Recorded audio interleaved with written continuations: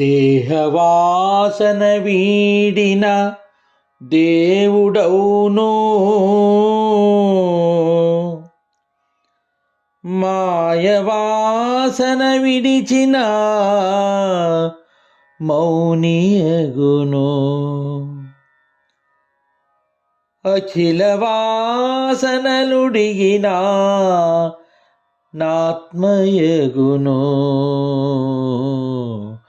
కల్పనాతీత యోగాత్మ కేవలాత్మా. దేహవాసన వీడిన దేవుడవును, మాయవాసన విడిచిన మౌనియగును. అఖిల వాసనలుడిగిన నాత్మయగును. కల్పనాతీత యోగాత్మ కేవలాత్మ. జై నిజ గురుభ్యో నమః. శ్రీ బాలరామ పండితుల వారి కేవలాత్మ శతకమునందు 7వ గీత పద్యం. మనకు వచ్చేటువంటి స్వప్నంలో అనేకమైనటువంటి రూపాలను ప్రత్యక్షం కావించుకొని కలలో అవి యథార్థంగా భావన చేసుకుంటూ ఉన్నాం. అయితే మేలుకొని చూస్తే ఒక్కటి కూడా లేదు. తద్విధానంగానే ఈ జగత్తును నేను మేలుకోవాలి అని చెప్పి స్థితిని తెలియజేస్తున్నారు. నేను చేరవలసిన స్థితి ఎలాంటిది అనేది. దేహవాసన వీడిన దేవుడవును. దేవుడు అంటే మనకు మన బాల్యం ఊహ తెలిసిన నాటినప్పటి నుంచి కూడా మన పెద్దలు మనకు దేవుడు అని పరిచయం చేస్తారు. మనకైతే పరిచయం కాదు, కానీ దేవుడు నామరూప క్రియారహితుడు.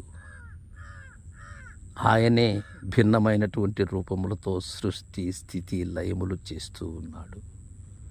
ఆయన ఏమీ లేనివాడు అని ఒక్కొక్క సిద్ధాంతం దేవుని పలు రీతులుగా మనకు పరిచయం చేశారు, వారి వారి దర్శనముల రీతిగా.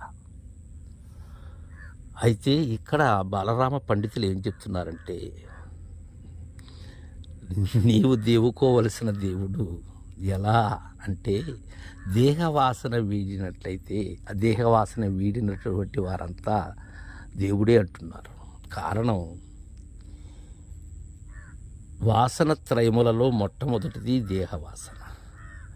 ఈ దేహము మీద ఉన్న అభిమానం. అందరికీ కూడా దేహము మీద అభిమానం ఉంటుంది. అయితే ఇది శాశ్వతమా? కాదు. దేహం ఉన్నంతసేపు శాశ్వతముగా నిన్ను అనేక భ్రాంతులకు లోను కావిస్తూ ఉంటుంది ఈ దేహం. ఇది బాల్య యౌవన కౌమార వార్ధక్యములుగా మార్పు చెందుతూ వస్తుంది. ఒకనాటికి దహించుకుపోతుంది, లేనిదవుతుంది. ఈ దేహము మీద ఉన్న మమకారం ఎవరికి ఉన్నది? దేహికే ఉన్నది. దేహం మీద మమకారం. ఆ వాసనని వీడినట్లయితే, ఆ అభిమానాన్ని వీడినట్లయితే వారు దేవుడు. అంటే శరీర వ్యామోహం విడిసిన వారెవరు? అశరీరులు. మాయవాసన విడిచిన మౌనియగును.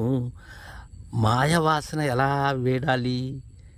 నేను ఉన్న ఈ జాగ్రత్తలో ఏదైతే గమనిస్తూ ఉన్నానో పంచతన్మాత్రల ద్వారా, అది నిజమనేటువంటి భ్రమలో ఉన్నాను నేను. ఆ వాసన వీడినట్లయితే నిజమైన మేల్కలో ఉన్నట్లయితే అది గురుమేల్కై ఉండాలి. మౌనియగును. మౌని అంటే ఇక్కడ ఏదో మాట్లాడకుండా ఉండటం కాదు. వైఖరిగా నా పలుకు లేనంత మాత్రమున లోన ఉన్న పరావాకు పశ్యంతి రెండు జరుగుతూనే ఉన్నాయి. అలా కాదు, మనో నిర్మలమైన స్థితి, మనస్సులో ఉన్న చలనం ఆగిపోవాలి. పూర్ణ మనస్కులైనటువంటి వారు పరిపూర్ణులు.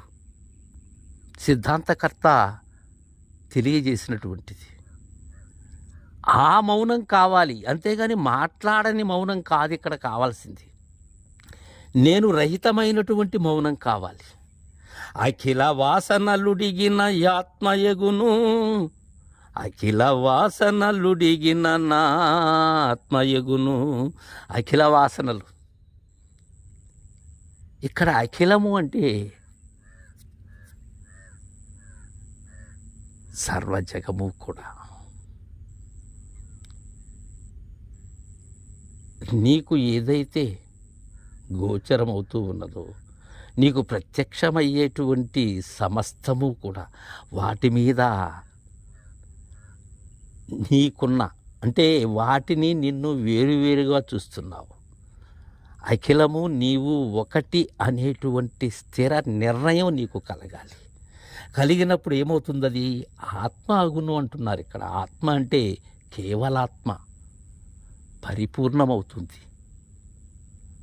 అంతేగాని పంచభూతములకు కారణమైనటువంటి ఆత్మ కాదు. ఆత్మ అనాత్మల గురించి చెప్పట్లేదు ఇక్కడ. ఈ వాసన ఏందది? అనుభూతార్థ స్మృతి ఏదైతే ఉన్నదో అది వాసన.